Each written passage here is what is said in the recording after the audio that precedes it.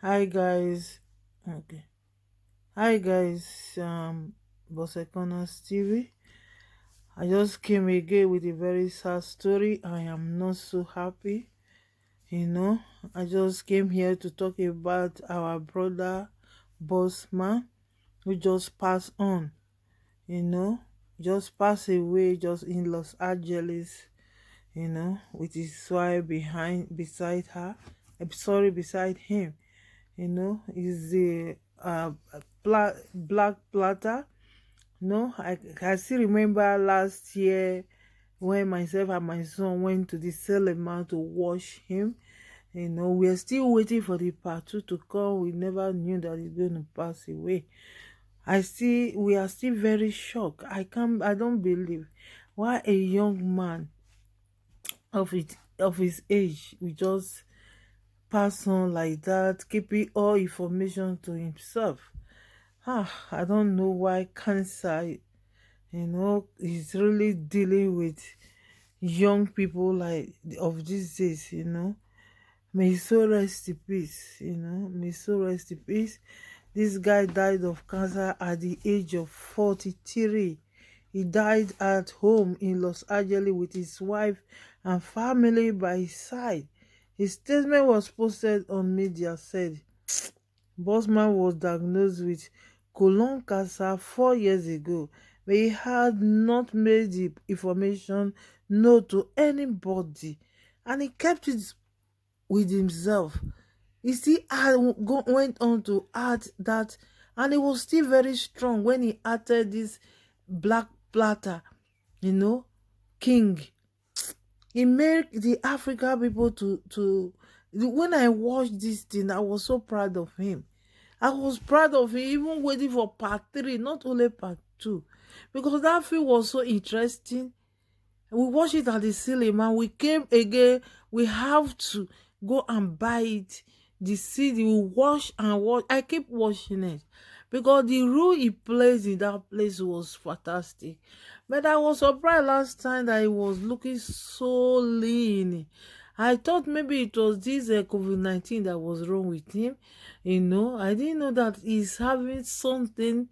He's suffering from cancer. You know, the news just came. All fans and the whole world still.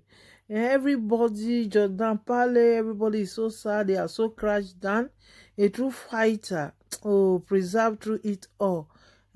Brought you many of films and came to love so much. We love him so much. My son loved me, loving so much. My man loving so much. His family said in the statement, oh my God, the measure of the DA5 blood, August Wilson May, raining black bottom and several more, all were filmed during the between countless surgeries. Oh my God. God, may his soul rest in peace. The young guy just what is going on? What is going on? I have a video here which it was the last speech he made, that he was so lean. He was so lean, it is unbelievable. He was so lean. People never knew he's sick. People never knew he had cancer because he kept it to himself. I think only the producer knows about it. You understand me? Jesus Christ. Oh, it's so, I don't know.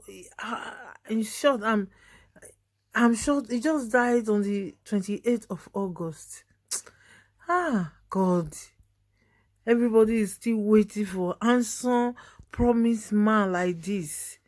Look at him. Very handsome, and he's a promised man, with brighter future. It's April 15th. It's Jackie Robinson Day.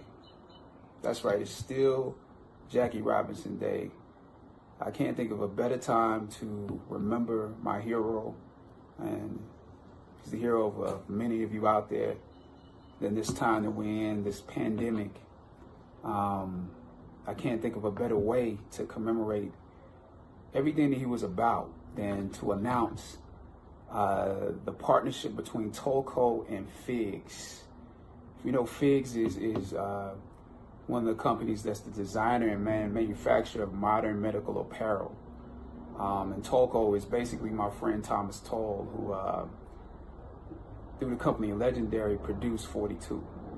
Tolco and Figs is donating 4.2 million, 4.2 for 42 in protective medical equipment in honor of Jackie Robinson Day. You know, for the last couple of weeks, we found that the statistics for COVID-19 have shown that the African American community has been hit the hardest. The Latino community has been hit the hardest, and that's partially because we're the frontline workers. We're the ones still going to work. We're the ones still driving the buses. But in the hospitals and in the medical field, we're the EMTs. We're the ones who are, you know, going to battle every day. In some of the hospitals that are servicing, you know, our people, there's just not there's not enough equipment. There's not enough, you know, masks. There's not enough gloves. There's not enough isolation gowns. And so what Tolco and Figs is doing is they're going to execute the distribution of those scrubs, of those masks, of those isolation gowns to those hospitals that have been impacted the most. And that's what we need. That's the leadership we need. So I applaud Thomas Toll. You know, he filled in the gap when we were doing 42. You know, there were people that didn't believe in it. And it's the same thing happening right now. You know, throughout this process, the federal government and the states have not exactly come together. You know, the federal government has not made sure those companies that provide, you know, that they put a bid in and then distribute as needed the equipment. The same thing is happening with the tests. You know, the federal government has to put a bid in and, you know, make sure that the prices don't get driven up on the states, that especially the ones that need it the most. And then that can be distributed properly. So we need leadership like this in order to fill in the gap. So there are others of you out there who can work in similar ways until the states and the federal government get it together.